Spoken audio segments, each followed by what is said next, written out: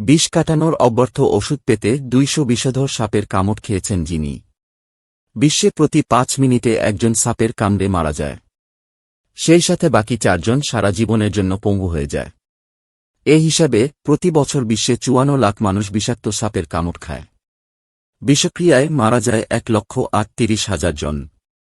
বিশ্বের যে কোনো বিষধর সাপের বিষকে অকার্যকর করে দেবে এমন এক অব্যর্থ ওষুধ তৈরির গবেষণায় নিজেকে উৎসর্গ করেছেন যুক্তরাষ্ট্রের উইসকনসিন অঙ্গরাজ্যের সাবেক একজন ট্রাকচালক টিম ফ্রেডি। ২০০রও বেশিবার তিনি জীবনের ঝুঁকি নিয়ে স্বেচ্ছায় বিষাক্ত সাপের কামড় খেয়েছেন। কমপক্ষে ৭০০ বার সাপের বিষ শরীরে ইনজেকশনের মাধ্যমে ঢুকিয়েছেন। সাপের বিষের প্রক্রিয়ার ভিডিও করে সেই ফুটেজ তিনি ইউটিউবে প্রকাশ করেছেন। আজ শনিবার আন্তর্জাতিক সাপের কামড় বিষয়ক সচেতনতা দিবস উপলক্ষে বিবিসির সাথে কথা বলেছেন টিম ফ্রেডি। তাৎক্ষণিক যন্ত্রণা। ইউটিউবে প্রকাশিত একটি ভিডিওতে দেখা যায় বিষধর একটি মামবার পরপর ২টো কামড় খেয়েই টিম ফ্রেডি ক্যামেরায় তার অভিজ্ঞতার কথা বলছেন। সে সময় তার হাত দিয়ে দরদর করে রক্ত ঝরছে। বিবিসিকে তিনি বলেন, ব্ল্যাক মাম্বা কামড়ালে সাথে সাথেই প্রচণ্ড ব্যথা শুরু হয়ে যায়। আপনার মনে হবে ১,০০০ মৌমাছি যেন আপনাকে একসাথে কামড়েছে। একটি মৌমাছির হুলে বিষের পরিমাণ থাকে সাধারণত ১ থেকে ২ মিলিগ্রাম। কিন্তু একটি মাম্বা কামড়ালে শরীরে ৩০০ থেকে ৫০০ মিলিগ্রাম বিষ ঢুকে যেতে পারে। কামড়ের পরপরই জায়গা ফুলে যায়। কতটা বিষ ঢুকেছে ফোলার মাত্রা দেখে দেখে আমি বুঝতে পারি। খুবই যন্ত্রণা হয়, ভয়ঙ্কর এবং অনৈতিক। কিন্তু তার ইউটিউব ফ্যানরা যতটা উচ্ছ্বসিত, সবাই ততটা নয়। টিম ফ্রেডি বলেন, তার শরীর এখন সাপের বিষ প্রতিরোধী। লিভারপুল স্কুল অব ট্রপিক্যাল মেডিসিনের ডো স্টুয়ার্ট এইনসওয়ার্থ বিবিসিকে বলেন, বুঝতে পারি না কেন কিছু মানুষ এগুলো করে। প্রথমত, এটা খুবই ঝুঁকিপূর্ণ, তাছাড়া এটা অনৈতিক। আমরা এরকম মানুষের সাথে কাজ করি না। বিশ্বের যে সব প্রতিষ্ঠান নতুন অভিন্ন একটি বিষ কাটানোর ওষুধ তৈরির চেষ্টা করছে, ব্রিটেনের লিভারপুলের এই প্রতিষ্ঠান তাদের একটি। সাধারণত নতুন কোনো ওষুধ গবেষণাগারে ইঁদুর বা অন্য কোনো প্রাণীর ওপর প্রয়োগ করা হয়। যখন তা কার্যকর বলে প্রমাণিত হয়, তখনই তা নিয়ন্ত্রিত একটি পরিবেশে মানুষের উপর পরীক্ষা করা হয়। কিন্তু এ ধরনের প্রক্রিয়ায় টিম ফ্রেডি যা করছেন, মানুষের মৃত্যু হতে পারে।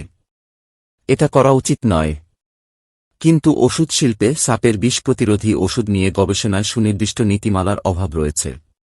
ব্রিটেন ভিত্তিক বেসরকারি প্রতিষ্ঠান ওয়েলকাম ট্রাস্ট, যারা সাপে কাটার চিকিৎসায় নতুন একটি ওষুধ তৈরির জন্য গবেষণা করছে, তাদের মতে উৎপাদন, নিরাপত্তা এবং ওষুধের কার্যকারিতার ব্যাপারে আন্তর্জাতিকভাবে অভিন্ন কোনো মানদণ্ড নেই। জীবনের ঝুঁকি। সোশ্যাল মিডিয়াতে জনপ্রিয়তা পেতে তিনি নিজের জীবনকে ঝুঁকিতে ফেলছেন, এই অভিযোগ নাকচ করেছেন ফ্রেডি। শুধু ইউটিউব ভিডিও বানানোর জন্য আমি এটা করিনি। আমি জীবন বাঁচাতে চেয়েছি। যাদের সাথে আমি কাজ করব এমন চিকিৎসক খুঁজে পাওয়ার জন্য আমি ইউটিউবকে ব্যবহার করেছি।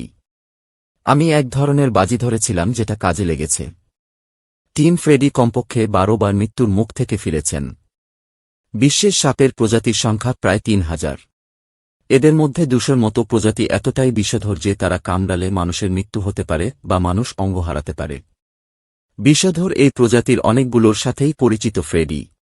কেউটে হোক, ভাইপার হোক বা ব্ল্যাক মাম্বা, গত ২০ বছরে তিনি ২০ বারেরও বেশি স্বেচ্ছায় বিষধর এসব সাপের কামড় খেয়েছেন। এছাড়া ৭০০ বার বিভিন্ন সাপের বিষ শরীরে ইনজেক্ট করেছেন। সাপে কামড়ালে শরীরে কত বিষ ঢুকবে তার পরিমাণ একেক সময় একেক রকম। কখনো কখনো সাপ কামড়ালেও বিষ ছাড়ে না। কী পরিমাণ বিষে কেমন প্রতিক্রিয়া তা বুঝতে ইনজেকশন করে শরীরে বিষ প্রয়োগের মাত্রা নিয়ন্ত্রণ করা হয়। আপনার শরীর যদি ব্ল্যাক মাম্বার মতো সাপের বিষপ্রতিরোধী না হয়, তাহলে এটা আপনার স্নায়ুতন্ত্রকে আঘাত করবে। আপনি শ্বাস নিতে পারবেন না, আপনার চোখ বন্ধ হয়ে আসবে, কথা বলতে পারবেন না এবং ধীরে ধীরে আপনি অসাড় হয়ে পড়বেন। কিন্তু একই সাথে মৃত্যুর আগ পর্যন্ত আপনি সবকিছু বুঝতে পারবেন, ফ্রেডি বলেন। কেউটের কামড় সাংঘাতিক। ফ্রেডি তার বাড়িতে বেশ কয়েক প্রজাতির বিষধর সাপ রাখেন এবং তাদের কামড় খেয়ে প্রতিক্রিয়া বোঝার চেষ্টা করেন। ব্ল্যাক মাম্বার কামড়ে ৩০ মিনিটের মধ্যে একজন মানুষের মৃত্যু হতে পারে। ভয়াবহ। জলকেউটের বিষে দেহের স্নায়ুতন্ত্র অবশ করে ফেলে। অন্য কিছু জাতের কেউটে সাপের বিষে সাইটোটক্সিন থাকে যার ফলে অঙ্গহানি হতে পারে। একটি তত্ত্ব রয়েছে যে ধীরে ধীরে শরীরে বিষের মাত্রা বাড়ালে শরীর একসময় বিষপ্রতিরোধী হয়ে ওঠে। ফ্রেডি সেটাই অনুসরণ করছেন। কবে অনেক বিজ্ঞানী এই তত্ত্ব গ্রহণ করেন না। শরীরকে বিষ প্রতিরোধী করে তোলা। বর্তমানে যে একটি মাত্র সাপের বিষ কাটানোর ওষুধ রয়েছে, জীবজন্তুর শরীরে এই তত্ত্ব প্রয়োগ করেই তা তৈরি হয়। ১৯ শতাব্দী থেকে অ্যান্টিভেনম বা সাপের বিষ প্রতিরোধক ওষুধ তৈরির প্রক্রিয়ায় কোনো পরিবর্তন হয়নি। ঘোড়া বা ভেড়ার শরীরে স্বল্প মাত্রায় সাপের বিষ ঢুকিয়ে সেই রক্ত থেকে অ্যান্টিবডি বা বিষ প্রতিরোধক রাসায়নিক সংগ্রহ করা হয়। সাপ আমাকে হত্যা করতে চায়, কিন্তু আমি মরতে চাই না। সুতরাং আমি আসলে এখানে ঘোড়ার ভূমিকা পালন করছি। ঘোড়ার মতো আমরা কেন নিজেদের শরীরকে বিষ প্রতিরোধী করে তুলতে পারি না? ফ্রেডির প্রশ্ন। ৫২ বছর বয়সী সাবেক এই ট্রাক ড্রাইভার কোনো বিজ্ঞানী নন। কখনো তিনি বিশ্ববিদ্যালয়ে যাননি। কিন্তু সাপের কামড়ে মৃত্যুর ভীতি থেকে গত ২০ বছর ধরে তিনি ব্যতিক্রমী এই কাজে লিপ্ত হয়েছেন। প্রথমে তিনি পরীক্ষা শুরু করেন মাকড়সা এবং বিছা দিয়ে। তারপর ধীরে ধীরে কেউটে সাপ এবং ব্ল্যাক মাম্বা সাপ নিয়ে কাজ শুরু করেন। তার শরীরে এখন অনেক ক্ষত। কয়েকবার মৃত্যুর দুয়ারে পৌঁছেছিলেন। প্রায় ১২ বার আমাকে কঠিন সংকটে পড়তে হয়েছে। প্রথম বছরে ২টো কেউটের কামড়ে আমাকে হাসপাতালে ভর্তি হতে হয়েছিল। অভিজ্ঞতার ভেতর দিয়ে আপনাকে শিখতে হবে। কোনো ডাক্তার বা বিশ্ববিদ্যালয় এটা আপনাকে শেখাতে পারবে না। অ্যান্টিভেনমের দাম অনেক, এবং অনেক সময় এর ভয়ঙ্কর পার্শ্ব প্রতিক্রিয়া হতে পারে। ২ বছর আগে টিম ফ্রেডির এই ইউটিউব ভিডিও নজর কাড়ে প্রখ্যাত রোগতত্ত্ববিদ জেব গ্ল্যানভিলের। মি. গ্ল্যানভিল ওষুধ নির্মাতা ফাইজারের প্রিন্সিপাল বিজ্ঞানী ছিলেন।